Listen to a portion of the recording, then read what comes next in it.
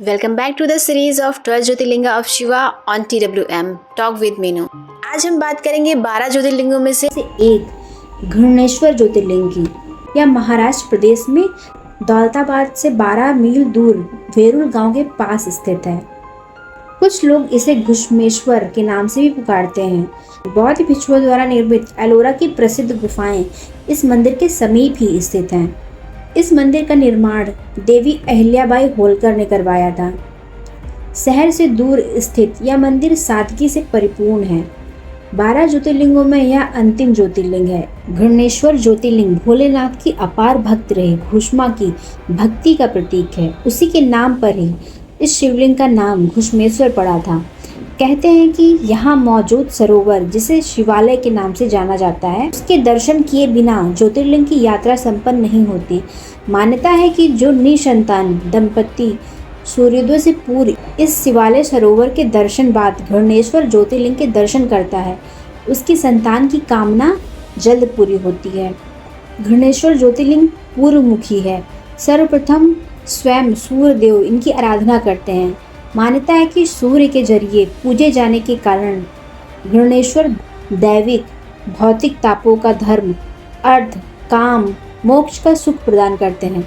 आदि शंकराचार्य ने कहा था कि कलयुग में इस ज्योतिर्लिंग के स्मरण मात्र से रोगों, दुख, दोष से मुक्ति मिल जाती है।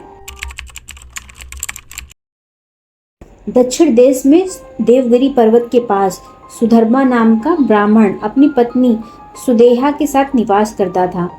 इनकी कोई संतान नहीं थी, जिसके कारण दोनों चिंतित रहते थे। ब्राह्मण की पत्नी सुदेहा ने अपने पति का विवाह छोटी बहन घुश्मा से करवा दिया।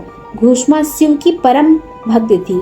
भगवान शिव की कृपा से उसे एक स्वस्थ पुत्र की प्राप्ति हुई, लेकिन घुश्मा का हंसता खेलता परिवार देखकर सुदेहा को अपनी बहन से ईर्ष्या होने लगी। क्रोध में आकर उसने घुश्मा की संतान की हत्या कर उसे कुंड में फेंक दिया। घुश्मा को जब इस बात का पता लगा तो वह दुखी हुए बिना शिव की पूजा में रोज की भांति तल्लीन रही। महादेव उसकी भक्ति से बेहद प्रसन्न हुए और शिव जी की वरदान से घुश्मा का पुत्र दोबारा जीवित हो उठा। घुश्मा की प्रार्थना पर भगवान शिव ने उसी स्थान पर रहने का वरदान दिया और कहा कि मैं तुम्हारे ही नाम से घुश्मेश्वर कहलाता हुआ सदा यहाँ निवास करूंगा। प्राचीन काल में घुश्मा ने 101 पार्थिव शिवलिंग बनाकर पूजा की थी, जिससे शिव बेहद प्रसन्न हुए थे। यही कारण है कि यहाँ मनोकामना पूरी होने पर 108 नहीं बल्कि 101 परिक्रमा की जाती है। मलोजी भोसले के महल में गणेश जी का एक छोटा सा मंदिर है, जिसे लक्ष्य विनायक नाम से जाना जाता है। यह मंदिर 21 गणेश पीठों में से एक है। कहा जाता है कि शिवाजी महाराज के जन्म के पूर्व लक्ष्य विनायक जी ने ही उनकी माता जीजाबाई को स्वप्न में दर्शन देकर पुत्रवती होने का आशीर्वाद दिया था। राष्ट्रभक्त पुत्र को जन्म देकर जीजाबाई लक्ष्य विनायक गणेश जी की आराधना करने लगी। आज भी अपने उद्देश्य की पूर्ति के लिए श्रद्धालु लक्ष्य विनायक गणेश जी की मान्यता रखते हैं। घृणेश्वर मंदिर 13वीं-14वीं शताब्दी में मुगल मराठा संघर्ष के दौरान कई बार नष्ट हुआ और अनेक बार इसका पुनर्निर्माण कराया गया। 16वीं सदी में वेरुल के मलोजी भोसले शिवाजी के दादाजी ने फिर से निर्माण कराया। मुगल सम्राट के पतन के बाद इंदौर की रानी अहिल्याबाई होलकर ने 18वीं शताब्दी में वर्तमान मंदिर का पुनर्निर्माण करवाया। घृणेश्वर मंदिर दक्षिण भारतीय मंदिरों की वास्तुकला शैली और संरचना का एक उदाहरण है। मंदिर का निर्माण लाल पत्थरों से किया गया है। इसमें 3 द्वार हैं। गर्भगृह के ठीक सामने 24 स्तंभों से निर्मित विस्तृत सभा मंडल है। भक्तगण यहीं से दर्शन लाभ लेते हैं। इसके अंदर जाने के लिए पुरुषों को उघड़े बदन जाना होता है।